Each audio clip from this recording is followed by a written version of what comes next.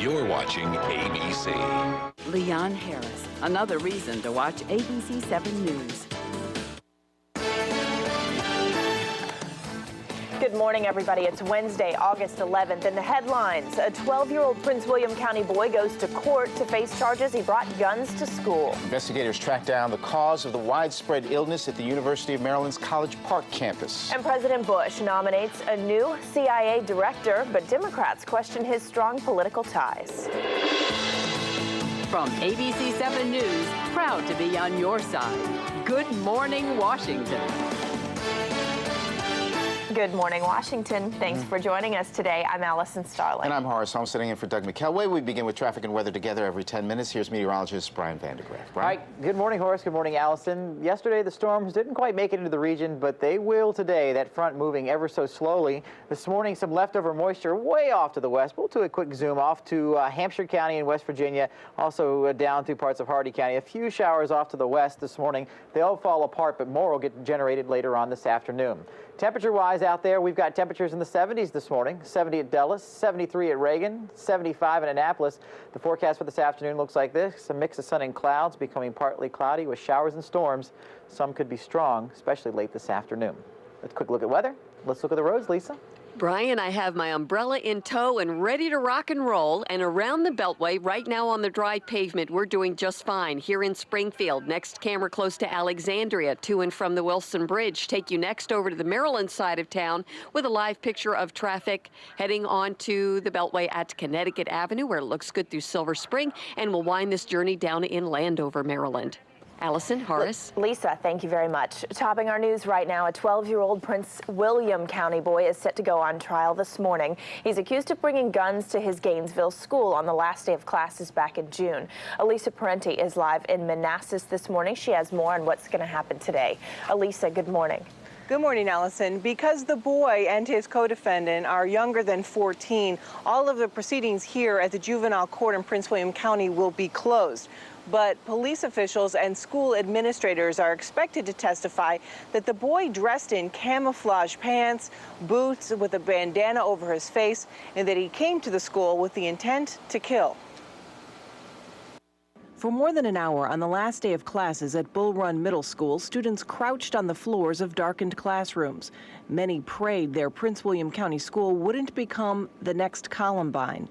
The 12-year-old boy police say stormed the 65-classroom school goes on trial today, facing charges of conspiracy to commit murder and conspiracy to commit abduction for money. Another child, one police say backed out of the plan at the last minute, is a co-defendant on weapons charges. The boy's attorney won't discuss the case, but has indicated that bullying may be at the root of what happened that morning of June 18th. Other students have said the boy was teased because of his weight, glasses, and style of clothes. The boy's mother was this week indicted on weapons charges. Police say the woman, a cafeteria worker at the school, transported the guns in her van. She didn't realize her son also had a key to the vehicle. The boy is being held at the county's juvenile detention center. Again, his trial starts this morning. Reporting live from Manassas, Elisa Parenti, ABC 7 News. Lisa, thank you so much. Later today, two brothers charged with killing a little girl are expected back in D.C. Superior Court for a preliminary hearing. 21-year-old Rashid Hall, 23-year-old Ricardo Hall are charged with the May 3rd killing of 8-year-old Chelsea Cromartie. She was gunned down by a stray bullet while watching TV in a northeast home. And 20-year-old Joshua Ross will also be in a D.C. courtroom today for a hearing. He's charged with killing 15-year-old Maisha Lowe as she sat in a parked car in Northeast last month. Prosecutors say Ross has confessed to that shooting. The last suspect in the region's serial bank robberies is now in custody. Omar Holmes was captured in Laredo, Texas. Holmes was with his father when U.S. Marshals arrested him in an Office Depot parking lot. Last week, Holmes was indicted on charges connected to the brazen bank robberies that have taken place in Northwest Washington and Prince George's County. It's not clear yet when authorities will extradite Holmes to our region for a trial. A funeral will be held later today for the armored car guard gunned down last week. Family and friends will gather to remember Jason Schwindler at Singleton's funeral home in Glen Burnie. The 28-year-old died when gunmen ambushed his armored car last Friday in Hyattsville. Schwindler is survived by his wife and 13-month-old son.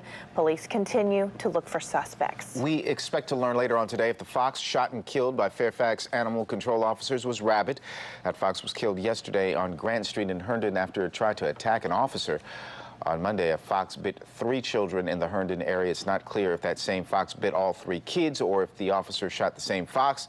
So officials are still asking parents to keep their children and pets inside. Well, doctors say it was the norovirus that sickened more than 100 students attending a conference at the University of Maryland yesterday.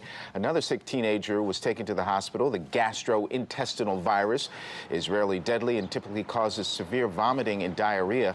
When the semester begins later this month, campus should be clear of the contagious illness. Health officials aren't positive where the virus came from, but suspect a single source of transmission was the problem. We don't know whether it was a person, a source, a surface, or a food that may have caused this, but from that point, because of the contagiousness of this infection, it often spreads. Officials say poor bathroom or kitchen hygiene could be to blame and emphasize everyone should wash their hands frequently. Later this morning, D.C. Police Chief Charles Ramsey will join American Red Cross officials in a massive appeal for blood donations as a matter of community preparedness during this heightened terror alert. Those eligible to give blood can call 1-800-GIVE-LIVE to schedule an appointment to any Red Cross donor center. Business and community groups wanting to hold blood drives are asked to call 1-800-787-9282. The extension there on your screen, 4925. 5:07 right now, and we're going to update your traffic and weather together in just a couple of minutes. Brian Vandegraff, Lisa Baden will both be back. Right, and later in the news, the president wants him to be the new CIA director. Coming up, we'll hear, though, what the 9/11 Commission co-chair thinks of Porter Goss. And the Wednesday edition of Good Morning Washington just getting started. We'll be right back. Stay with us, please.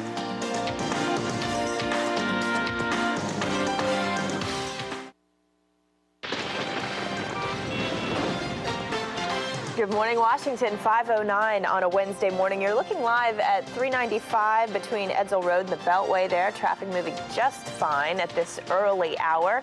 But we are going to have your traffic and weather together for you as we do every 10 minutes. Thanks for joining us today. Thank you. Let's check in with Brian Vandegraff. He's up first. Brian. All right, good morning, Horace. Good morning, Allison. This morning we are starting off with a few clouds out there.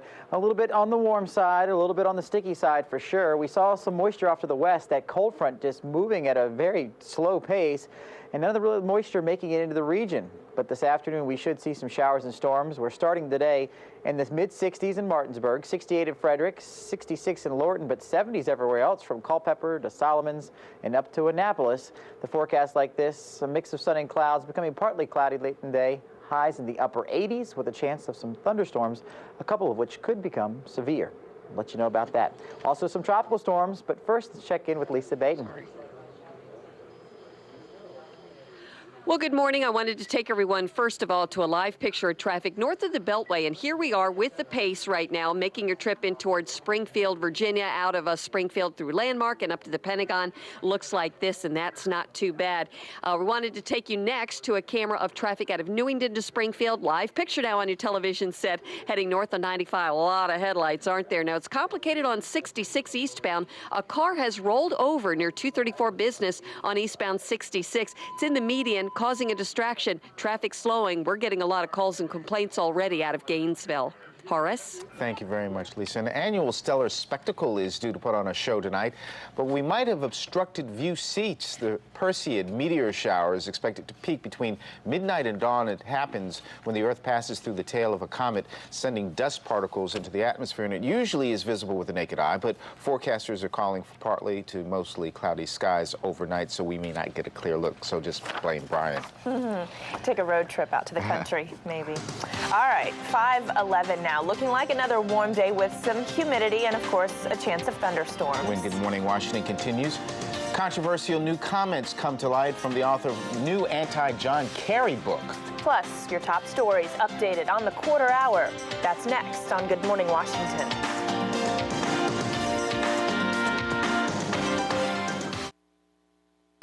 You're watching watching ABC7's Good Morning Washington with Doug McElway, Allison Starling, and meteorologist Brian Vandegraff weather.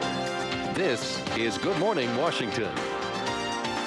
Welcome back, everybody. 14 minutes past the hour. Let's get a look at headlines on this Wednesday morning. A 12-year-old Prince William County boy faces trial this morning. Authorities say that he brought weapons and ammunition to the Bull Run Middle School back in June on the last day of classes. Another 13-year-old accused of knowing about the scheme will be his co-defendant in this case. The boy's mother is set to go on trial in October, accused of not reporting the weapons she found in the family van. Health officials think that they've pinned down the cause of the illness on the University of Maryland campus last week.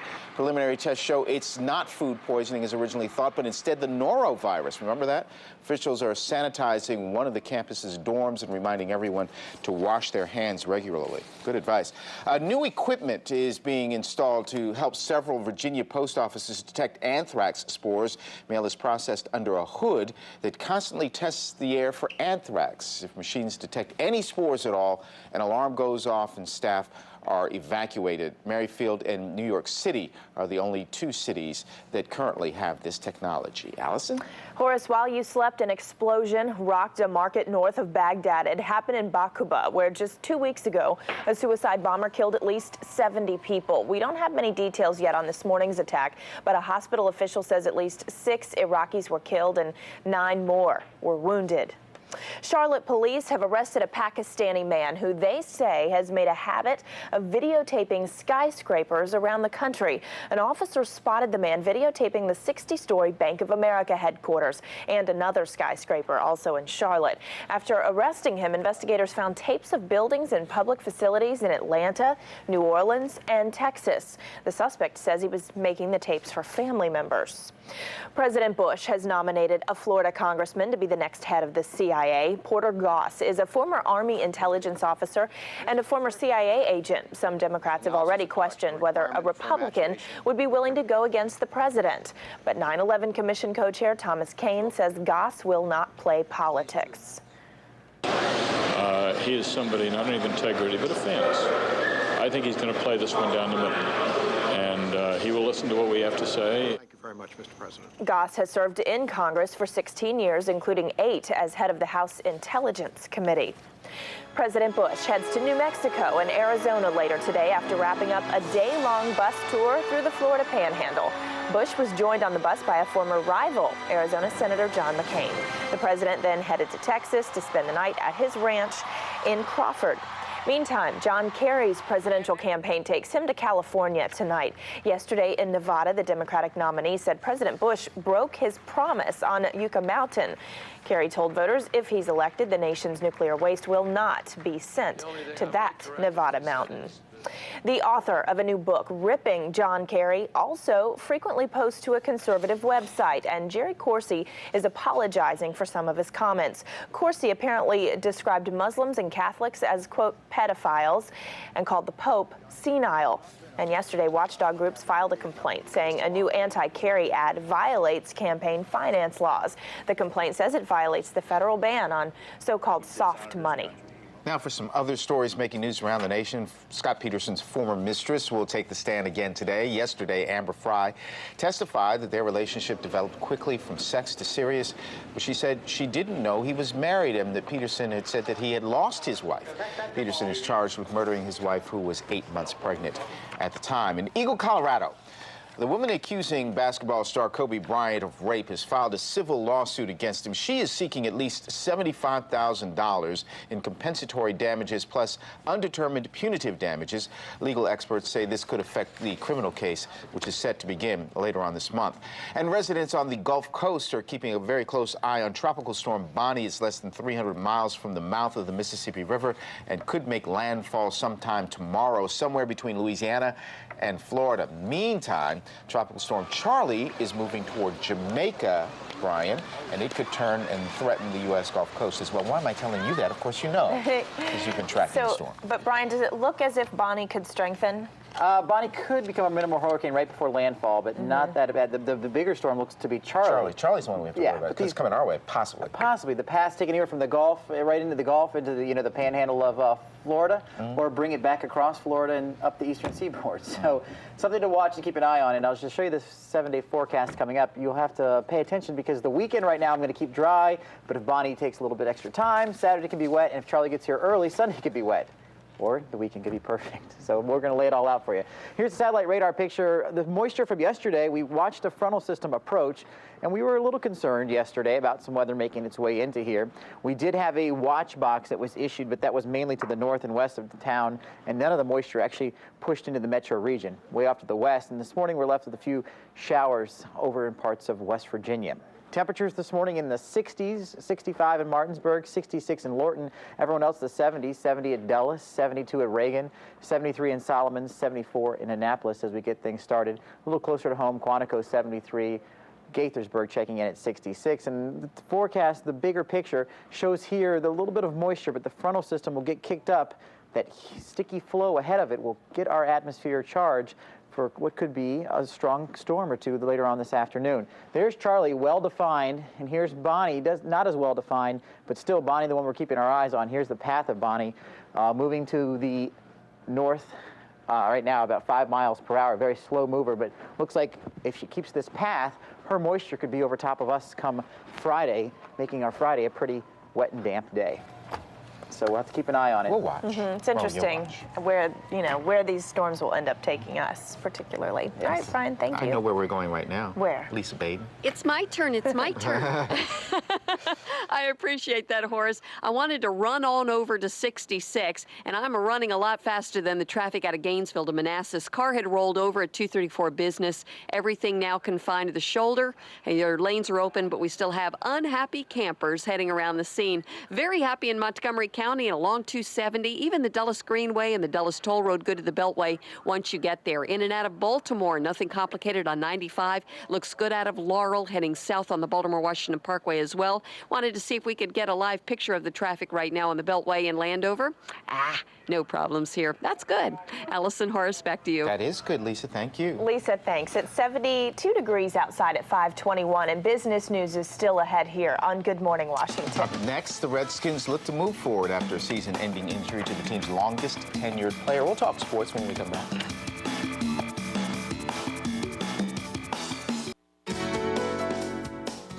Did you know that that's 210 there? That's 210. It's moving very smoothly at 524. I'm sorry, it's 95 at 210. That's not 210 itself. That's technically 95. We're close. I err. But I corrected it. It's 524 right now, and you're taking a good live look at that, which is 95. Keep it here for your traffic and weather together every 10 minutes right now. Time for sports. Here's Tim Brandt.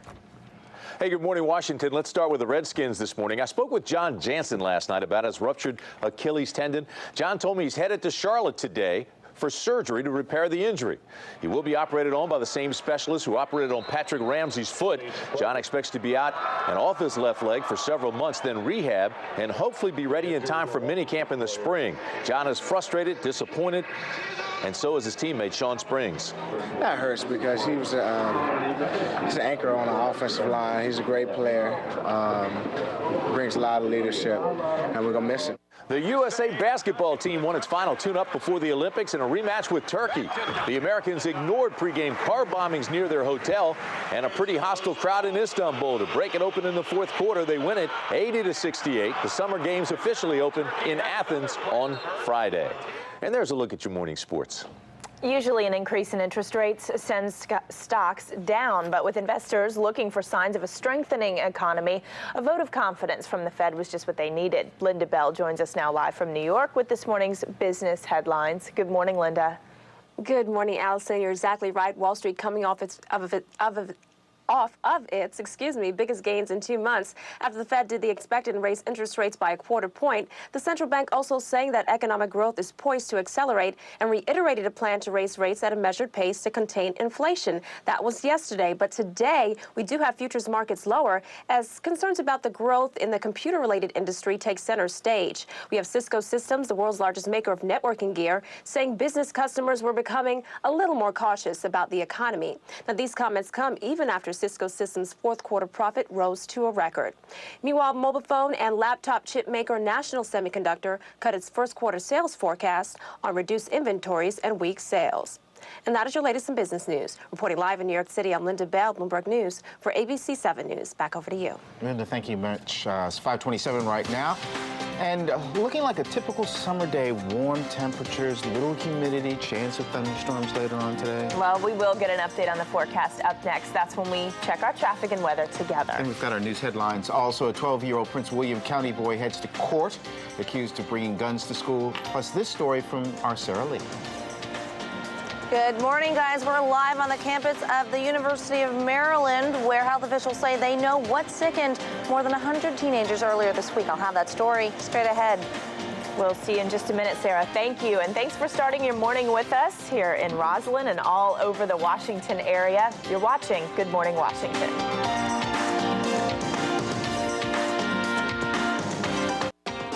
Hi, this is Ed Smith at the National Zoo's Amazonia exhibit, where we feature big fish. These Arapema are 6 feet long, started out as 6 inches about 10 years ago, one of the world's largest freshwater fishes, get to be even twice this length. Good morning, Washington. Good morning, Washington. It's 5:30 on a Wednesday morning. It's August 11th. I'm Allison Starling. And I'm Horace Holmes. Thanks for being with us. We begin with your traffic weather together every 10 minutes. Here's meteorologist Brian Vandegraff. All right, good morning. It's going to be another sticky day. Yesterday, the storms didn't quite make it to the metro area, but this afternoon, a different story. The front is approaching, and we will see a partly cloudy afternoon, muggy and warm. Highs still in the upper 80s, just like yesterday, with some late-day storms. Some of those storms could become severe. We'll keep you posted on that. Tomorrow and Friday look to be fairly cloudy and better chances for showers, especially tomorrow with the frontal system, Friday with the remnants of Bonnie a possibility, and then Charlie most likely on Monday. But if Bonnie hangs up late and Charlie comes early, we could have rain on the weekend, so that's something we need to think about. Something else we need to think about is what route to take to work, Lisa Baden. That's true. Well, I'd say 66 is now a better route for you this morning. You see, there was a car that had rolled over near 234 Business. That's now on the shoulder, and all the activity is just slowing the traffic out of Gainesville into Manassas. 95, notice I've given you the green light this morning. No accidents ahead of you, leaving Quiet Harbor area, making a trip up to the river, and then beyond this, the Beltway. Notice the pace of traffic. It's steady, but notice the volume, too. Now, if you're going to and from the Wilson Bridge, I don't have any accidents to report right now. Heading through southern Maryland looks good out of Brandywine and even out of Annapolis on Route 50 to New York Avenue. One more camera is going to take us live to a picture of traffic in Silver Spring, Maryland, Beltway at Connecticut Avenue. Horace. Okay, Lisa, thank you so much. Later today, a 12-year-old Prince William County boy goes to court to face charges that he brought guns to school. The incident created a state of panic and triggered an evacuation of Bull Run Middle School back in June. Our Elisa Parenti is live in Manassas right now with a preview of the day ahead for that. Hi. Good morning, Horace. Because the boy and his co-defendant are younger than 14, the proceedings here at juvenile court in Prince William County will be closed.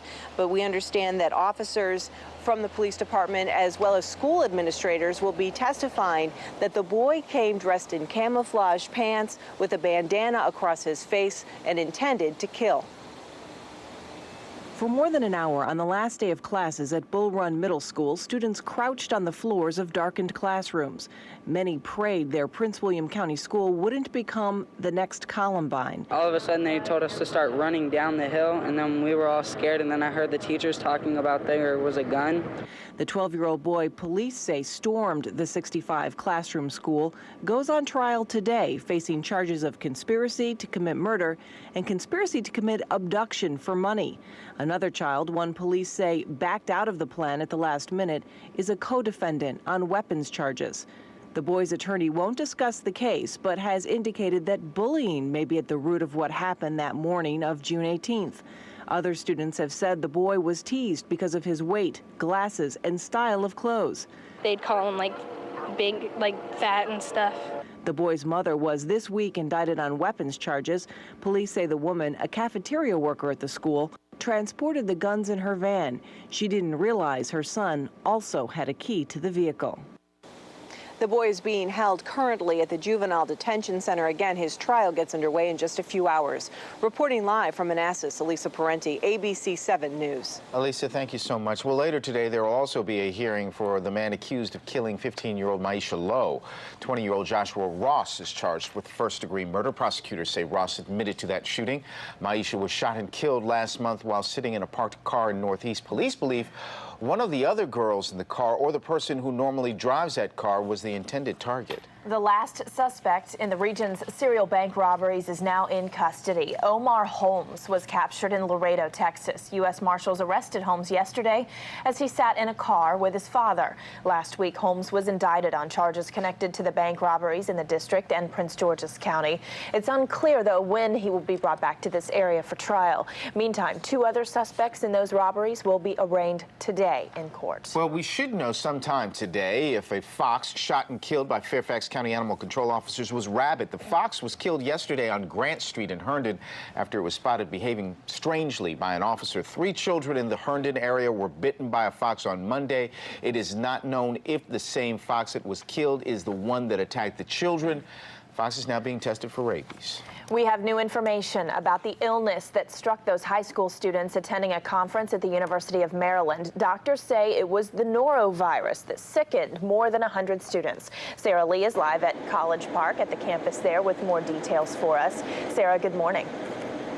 Good morning, Allison. The norovirus is the outbreak that we often hear about on cruise ships, and while it's not life-threatening, it is extremely contagious. So today, La Plata Hall, the dormitory where the 6 students were staying, remains closed for decontamination. Was it through the dining hall or La Plata, the residence hall, that some sort of illness sickened more than 100 students and 5 adults this week at the University of Maryland? Health officials are still unclear. We don't know whether it was a person, a source, a surface, or food that may have caused this. But preliminary test results do confirm the culprit is the highly contagious norovirus, a virus that affects the stomach and intestines, leading to nausea, vomiting, and diarrhea. And that was the case for the teenagers attending a 2-week conference here on campus. Health officials say noroviruses are found in the stool or vomit of infected people and can spread through eating food or touching surfaces that have become tainted. While the exact source is still unknown, the university is taking measures to disinfect La Plata Hall from top to bottom before regular students arrive later this month. I hope it doesn't spread to the rest of the campus, and I hope it's taken care of by the beginning of fall semester. I think it would be, though, I hope. Well, I got to wonder where it came from and what preventative measures they could have been taken that weren't. Food service workers who handled the students' food are also being tested. They hope to have final results by the end of the week. Live at the University of Maryland in College Park, Sarah Lee, ABC 7 News. Sarah, thanks. 5:36 right now, and changes are being made, and officials are tightening up security checkpoints after a gap in the system was uncovered. Yesterday, ABC 7 found a way to get to the Hart Senate office building without having to go through a checkpoint. Several motorists knew how to avoid that checkpoint by turning off Maryland Avenue onto Justice Court. It doesn't make no sense. I mean, it inconveniences you this way, so if you know better, you go this way. We don't claim to be a perfect department. It was just an oversight, but once it was brought to our attention, we adjusted.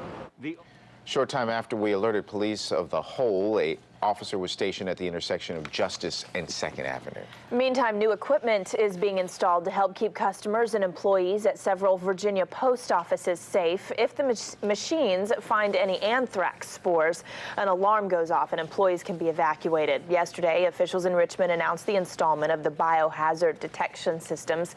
The Merrifield Postal Distribution Center is already equipped with this technology. Well, it looks like for us a fantastic meteor shower is still up in the air. The Perseid meteor shower is expected to peak between midnight and dawn tonight, or tomorrow morning, depending on how you look at it. But with partly or mostly cloudy skies around our region, we may be out of luck. The event happens when the Earth passes through the tail of a comet, sending dust particles into the atmosphere. I bet that's a sight to see. Yeah. 5:37, 72 degrees outside, and still ahead on Good Morning Washington. We'll find out if a hot and humid afternoon will give way to some thunderstorms. We're going to see Brian Vandegraff. He'll be back in just a minute with his forecast. Also ahead, should parental supervision be required for a summer nudist camp for children? New details on that coming up. And a famous newsman slips out to pick up some food, and instead he finds himself in police custody. We'll tell you what happens next. All those stories, plus Lisa Baden is back with your update on your Wednesday morning commute. Good Morning Washington will come right back.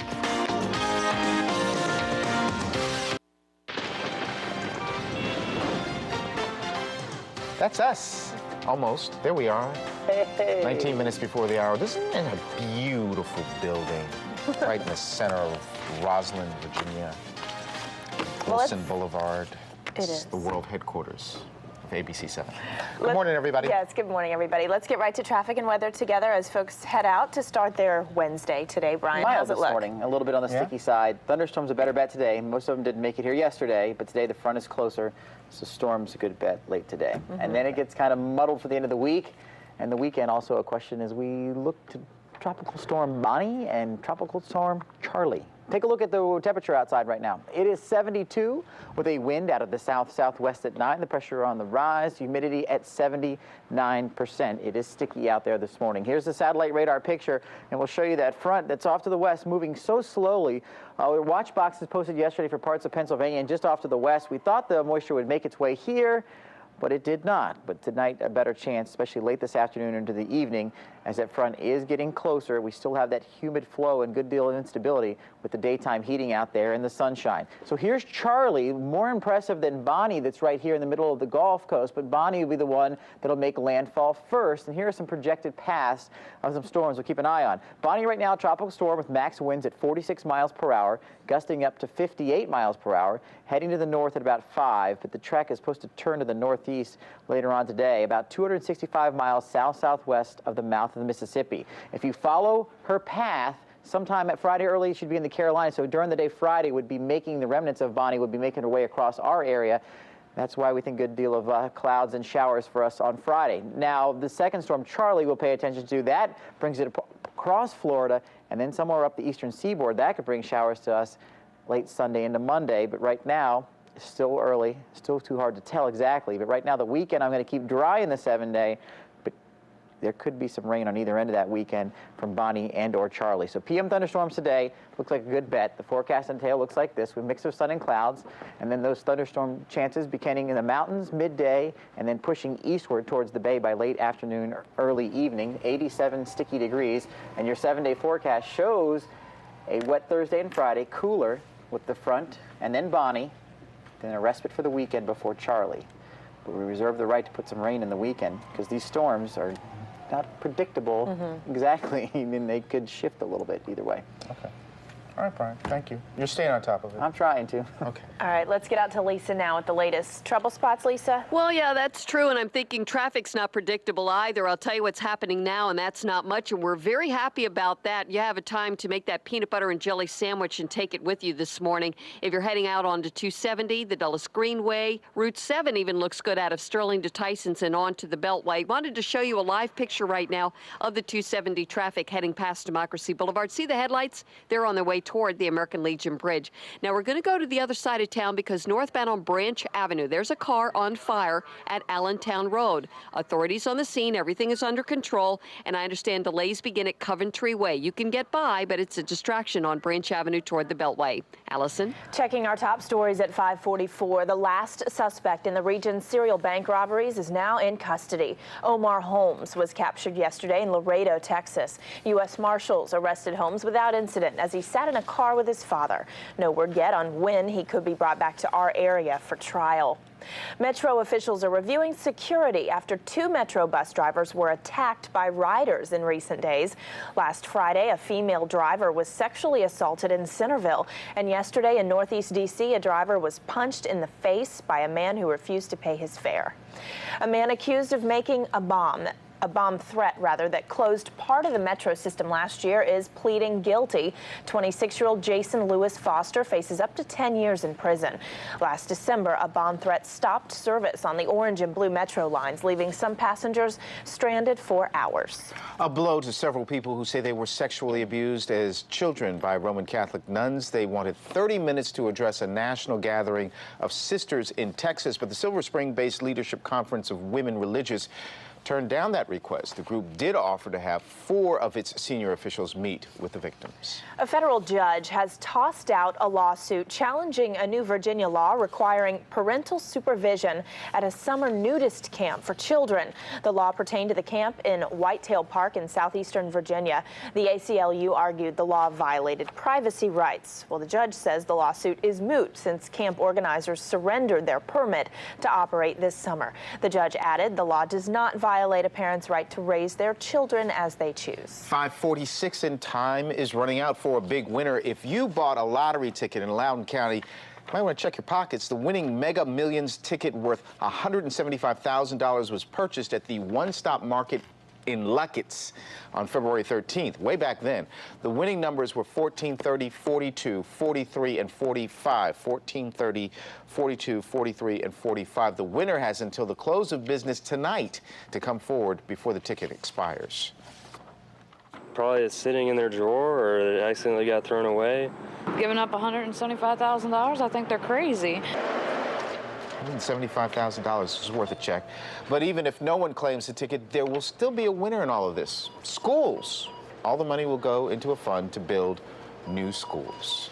Time now on a Wednesday morning to check some top national stories. And we go now to ABC's Tamala Edwards up in New York. Good morning. Here are the headlines from ABC News. President Bush's choice to head up the CIA has given up his role as chairman of the House Intelligence Committee to prepare for the confirmation process. Tense hearings are expected for Florida Congressman Porter Goss, a former CIA agent. Those who oppose his nomination say he's too partisan. A Pakistani man in the U.S. illegally is being held while officials investigate why he's been videotaping key areas of 6 southern cities. Kamran Akhtar was caught with tapes of skyscrapers, government buildings, and mass transit systems. He was arrested in Charlotte, North Carolina, by an officer who spotted him taping the Bank of America headquarters. His statements were all over the place, from taking video for his brother to just visiting around. There's just so many things he said. There'll be more on this case on Good Morning America after your local news. In Iraq, at least 6 people were killed today by a bomb blast in a market north of Baghdad. Meanwhile, fighting between U.S.-led forces and a Shiite militia in the city of Najaf has entered a 7th day. An Iraqi politician is calling for Iraqi forces to deal with the militia without U.S. help. Now, here are some of the events making news in the day ahead. The leaders of the 9/11 Commission appear before the House Intelligence Committee. Kindergarten teachers and law enforcement officials release a report which says better funding for pre-K programs would help reduce crime in the long run. Doctors and drug enforcement officials launch a campaign to answer questions about pain medication and how to avoid its abuse. And it is prime viewing for the annual Perseid meteor shower, which peaks tonight. And that's some of what ABC News is following at this hour. I'm Tamala Edwards. And still ahead, why a veteran newsman spent more than 60 minutes trying to sort things out in police custody. Interesting story. Plus, we'll be back. We'll update your traffic and weather together. You are watching Good Morning Washington.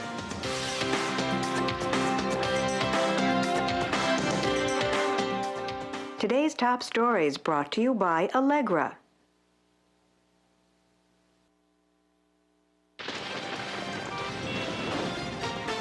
Good morning, Washington. It's 5:52 on Wednesday morning. Time for your traffic and weather together every 10 minutes. And you know, somebody's stopping traffic right now in front of our studios. I'm not going to touch that one, but Brian Vandegraff is outside. Hey, good morning, Horace. Good morning, Allison. Yes, I'm outside because it's just so mild out here with temperatures in the 70s. And as we head through the afternoon, we're looking for a sticky day with showers and thunderstorms. A good bet, especially as we head through afternoon. Take a look at the maps and we'll show you what's going on outside. We've got some satellite radar shots for you right now. A few showers to the west. We'll push this forward and show you that we've kept the showers pretty much off to the west. And eventually they will start to creep up, especially in our area later on today. Moving the map along, we will show you that temperatures outside are in the 80s, not 80s, upper 70s rather, across the region. And as we head through the afternoon, we'll see a mix of sun and clouds, chance of thunderstorms, and high about 87 degrees. Quick look at weather. Let's check on traffic. Good morning, Lisa Baden. Right now, I wanted to take everyone on over to the Wilson Bridge. Traffic and the headlights in this camera heading out of Alexandria. And that looks like a pretty good run right now out of Oxon Hill as well on the right side, leaving Maryland. Let's go over to our Alexandria camera of traffic closer to Telegraph Road and near Eisenhower Avenue. More of it, too, isn't there? And 395 right now is between Duke Street and Seminary Road in this camera. By the way, if you decide to take the rails, Metro Rail, Virginia Railway Express, or Mark Rail, everyone reports in on time. Allison, Horace. Lisa, thank you very much. 6 minutes before the hour. A news veteran is back at home this morning after spending part of the night in handcuffs. Mike Wallace of 60 Minutes just picked up some takeout dinner up in New York when his driver was stopped by Taxi and Limousine Commission officers for double parking. Now, when the inspectors tried to see if there were any other violations, they say that Wallace became confrontational. They threw him in cuffs. There were all these policemen, and I mean, it was unbelievable. It was really appalling. He didn't do anything. Police officers reportedly didn't know they were arresting a celebrity and say they were only doing their job. Wallace was issued a summons for disorderly conduct before being released. Time now is 5:54. Good Morning Washington's going to take a short break, but continues right after this.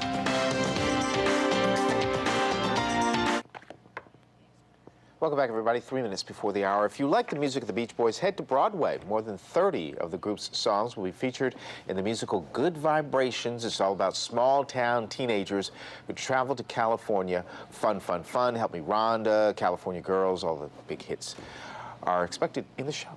Sounds fun. Yeah. So a lot more expected right here in the second hour of Good Morning Washington. Coming up, a mysterious occurrence in the Chesapeake Bay has environmentalists scratching their heads this morning. And new details on the finalists vying for the job to lead the district's schools. And how about this? Putting your own face, or anyone else's for that matter, on a postage stamp. Look at that. Good Morning Washington. We'll be right back. Thanks for helping make Good Morning Washington the fastest growing early morning newscast in the Washington area.